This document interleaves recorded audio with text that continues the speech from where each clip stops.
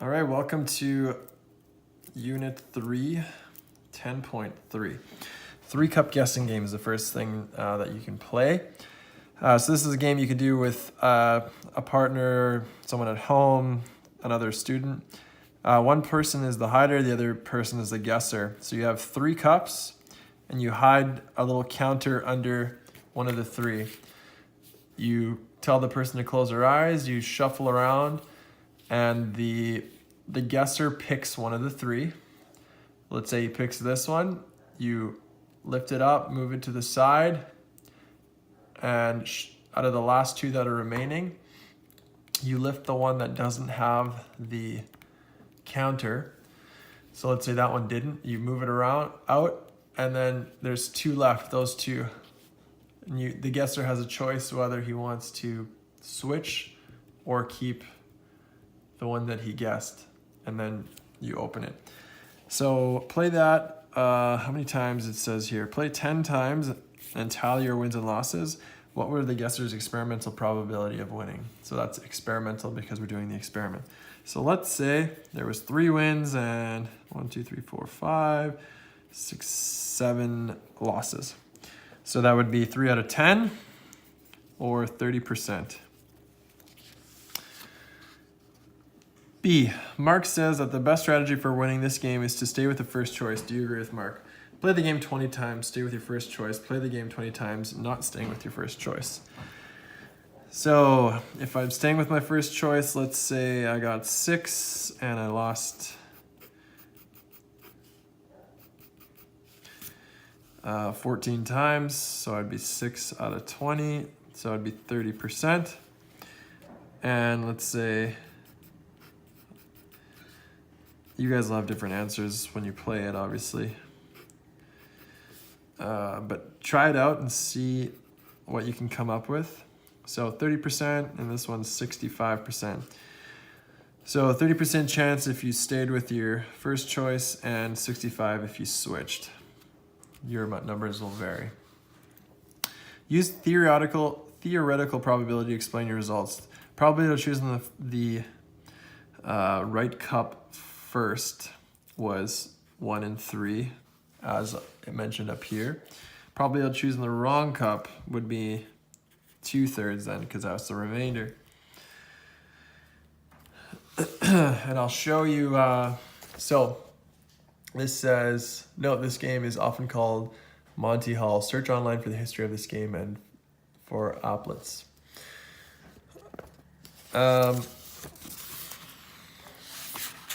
Lifting another cup does not change the 1 in 3 probability that you guessed correctly for your first choice. You still have a 2 in 3 chance of being correct if you switch.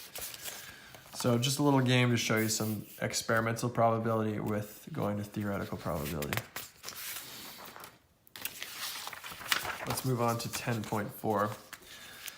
So interpreting odds. Write each ratio in simplest terms.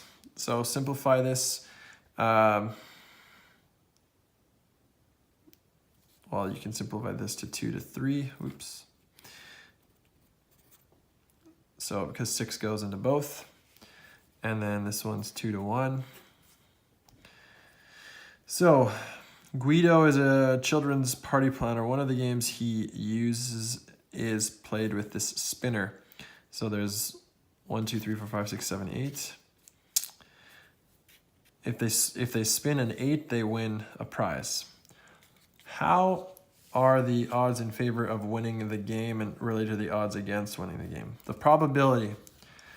So odds in favor is a ratio that compares the number of favorable outcomes to the number of unfavorable outcomes. That's what the odds are. So what is the probability of spinning an 8 in one spin with this spinner? So we want to get an 8. So our favorable outcome is 1 option out of the total of 8 options. What are the odds in favor of spinning an 8? Odds in favor equals favorable outcomes to the ratio of unfavorable outcomes. So number of ways to spin an 8 to the number of ways not to spin an 8. So that would be 1 in 7, because there's total of 8. And odds against are a ratio that compares the number of unfavorable outcomes to the number of favorable outcomes. So we have one option that we would like, favorable, out of 1, 2, 3, 4, 5, 6, 7 that we wouldn't like. So that's how odds in favor are different than the probability. What are the odds against spinning an 8? Odds against equals unfavorable outcomes, so 7, to favorable outcomes. Number of ways not to spin 8 to the number of ways to spin 8. So it would be 7 to 1. 7 to 1 odds. Number 4, how are the odds in favor of spinning 8 related to the odds against spinning 8? The numbers are switched. I'll just put the numbers flip. An odds ratio is part-to-part comparison. How do an odds ratio differ from a probability ratio? Well, we can see probability is a percent, 1 over 8, one chance out of the total of 8, and this is ways to get the number we want versus ways we can't. So that's kind of the difference. So let's get into the examples here. We have number 1, Leanne is on a basketball team. The coach used Leanne's results this season. Her odds in favor of scoring on a foul shot are 2 to 3, or 2 to the ratio of 3.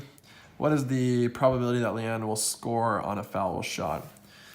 So probability is what we were looking at the first part of last page, and we were given the odds.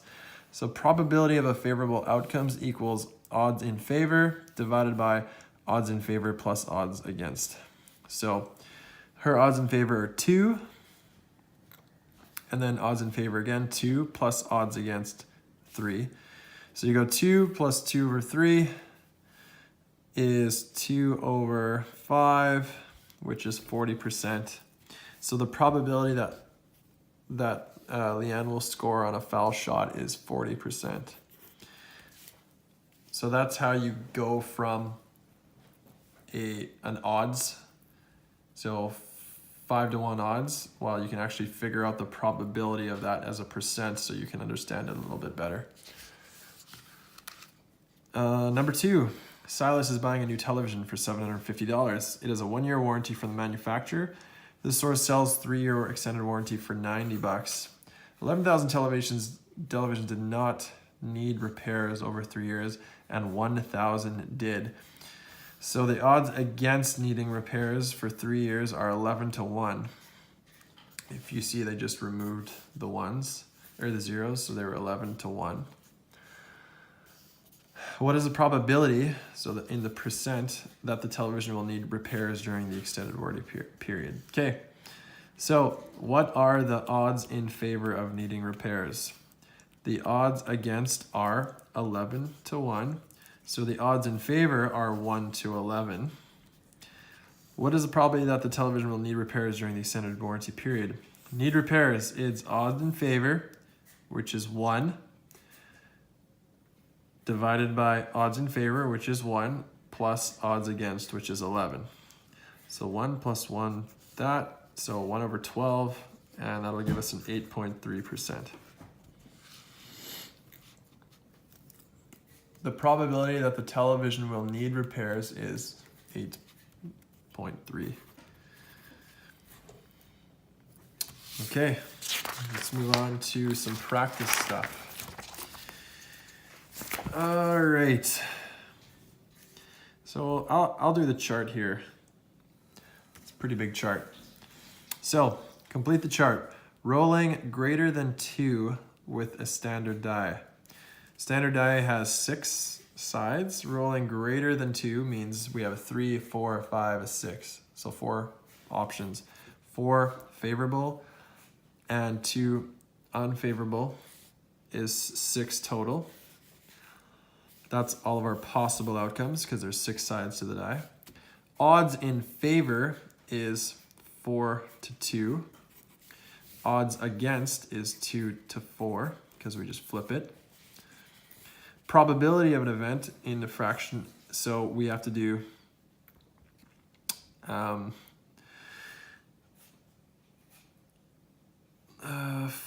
over 6, right? Because it would be odds in favor. Probability was odds favor over odds favor plus odds against. So it was 4 over 2 plus 4, or 4 plus 2. So 4 over 6, or 67% if we round it. Okay, rolling less than 7 with a standard die. So that's favorable outcomes, 6 favorable, plus 0 unfavorable is 6. Odds in favor, 6 to 0. Odds against, 0 to 6. And probability event, so we have 6 odds in favor plus 6 plus 0, which is 6, is 100%. Drawing a black marble from a bag with 6 black marbles and 4 green marbles. So favorable, 6. Unfavorable, 4. That's 10. Odds in favor, 6 to 10. Odds against, 10 to 6. Then our percent would be 6 over 10 plus 6, which is 16. Sorry.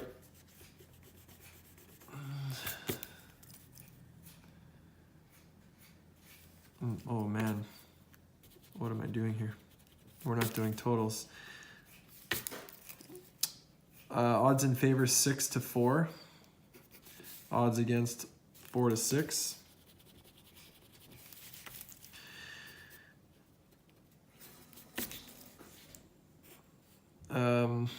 Probability is 6. Odds in favor plus odds in favor is 10.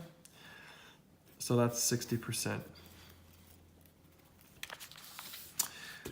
Next one, drawing a white marble from a bag with 6 black marbles and 4 green marbles. So favorable 0, unfavorable 10, 10 total. Odds in favor is 0 to 10, I guess, yeah. Odds against, 10 to 0. And our fraction is 0 over 10, or 0%. You guys can try number 2. The odds against a team winning a game are 2 to 9. What is the probability? That's all you. Number 3. Arius says that the odds in favor of tossing heads with a coin are 1 and 2. Do you agree?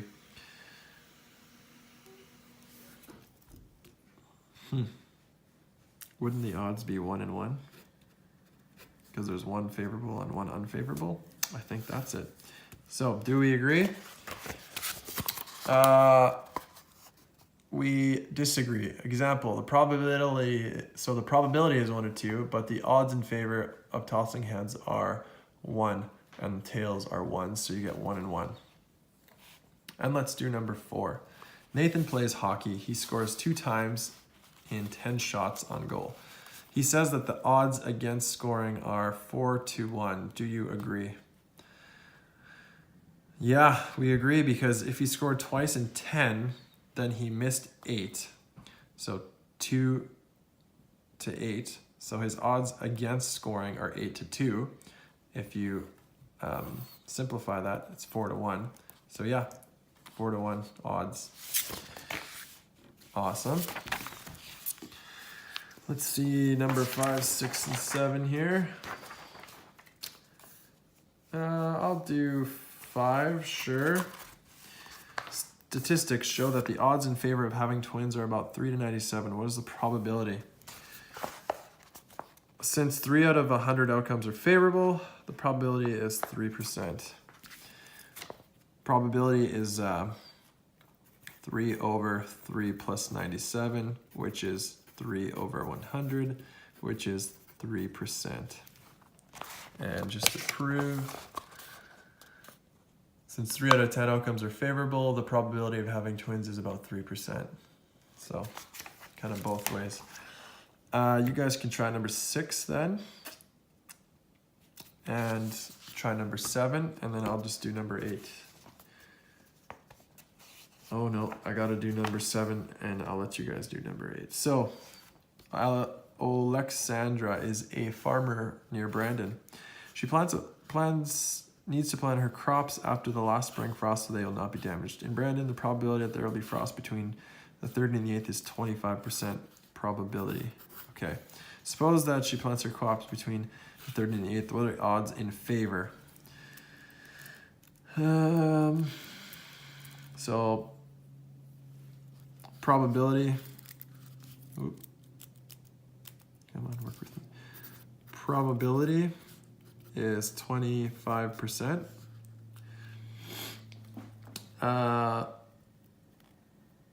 So that there's not going to be frost. So not probable would be 100 minus 25, which is 75% of the time it won't be frost. So the odds are not favorable to favorable, right? Not favorable is 75 to 25 favorable, and we can simplify that. How many times 25 go into 75? 3 times, so 3 to 1. Those are the odds of an unfavorable, or I guess surviving. How are the odds and probability the same? And how are odds and probability different? So you guys can explain that one. Okay, so that's 10.4. Next video, we'll be moving on to 10.5.